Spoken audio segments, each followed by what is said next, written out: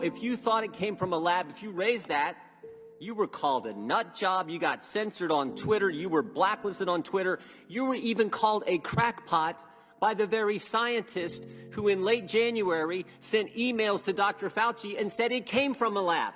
They called you crackpot. Is that right, Dr. Redfield?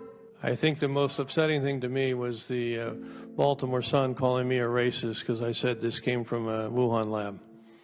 Dr. Redfield, you ran the CDC and you were on the coronavirus task force. Is that right? Correct. That was formed on January 29th, 2020. Is that right? Correct. 2 days later, Dr. Fauci gets an email from Dr. Anderson which says what? Virus looks engineered, virus not consistent with evolutionary theory. Is that accurate?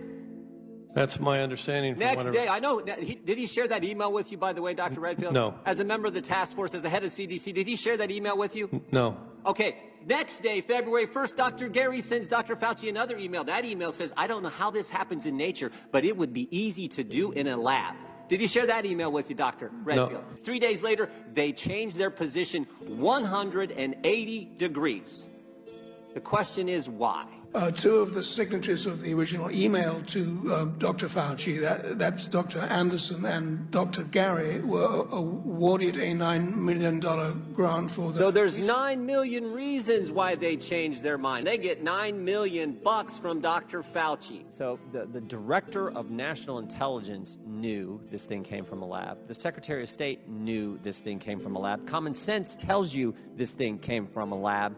And frankly, even the guys who called us names knew it came from a lab because we have their emails. Everyone knew at the get-go. You knew at the get-go.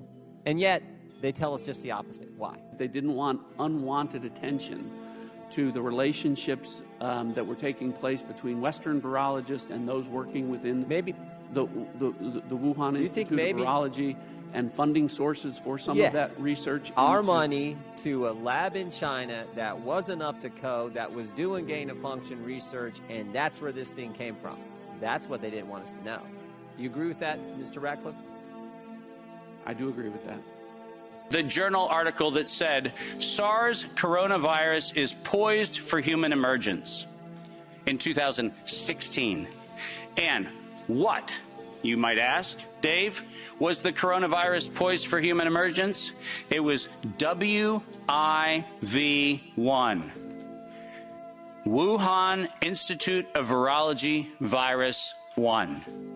By the time we get to 2017 and 2018, the following phrase entered into common parlance among the community.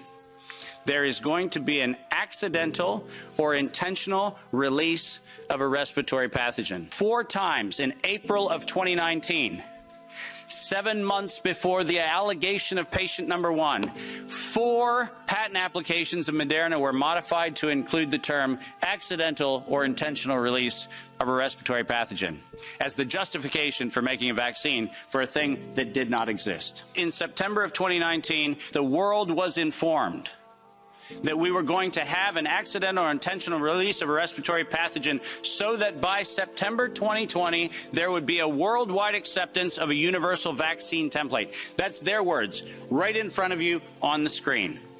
The intent was to get the world to accept a universal vaccine template, and the intent was to use coronavirus to get there. And the last slide. Until an infectious disease crisis is very real, present, and at the emergency threshold that is often largely ignored. To sustain the funding base beyond the crisis, he said, we need to increase the public understanding for the need for medical countermeasures such as a pan-influenza or pan-coronavirus vaccine. A key driver is the media, and the economics will follow the hype. We need to use that hype to our advantage to get to the real issues. Investors will respond if they see profit at the end of the process. Sounds like public health? Sounds like the best of humanity? No, ladies and gentlemen, this was premeditated domestic terrorism stated at the proceedings of the National Academy of Sciences in 2015, published in front of them. This is an act of biological and chemical warfare perpetrated on the human race, and it was admitted to in writing that this was a financial heist and a financial fraud.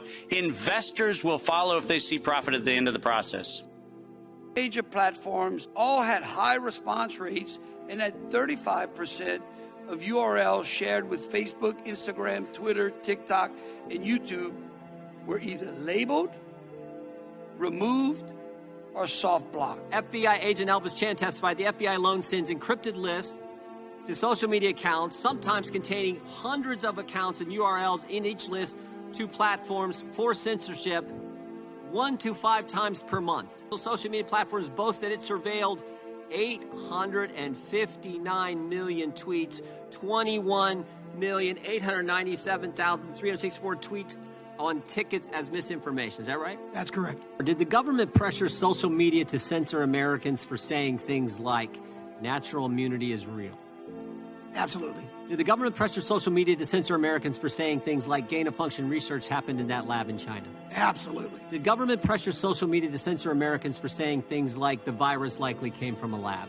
That is right within the heartland of our evidence. Did government pressure social media to censor Americans for saying things like getting vaccinated doesn't prevent COVID and it doesn't necessarily stop transmission of COVID? Absolutely. So all those were true statements. But according to the Democrats, it's fine for the government to pressure social media to take those statements down. We see email after email after email from the White House, from Mr. Flaherty, pressuring specifically Facebook, but also other social media platforms to take down disfavored viewpoints. And the emphasis in those emails is on true content. The reason that the emphasis on true content is because he almost says this in so many words in one of the emails, that the true content is what they perceive to be doing the most to undermine the narrative that the White House favored at the time.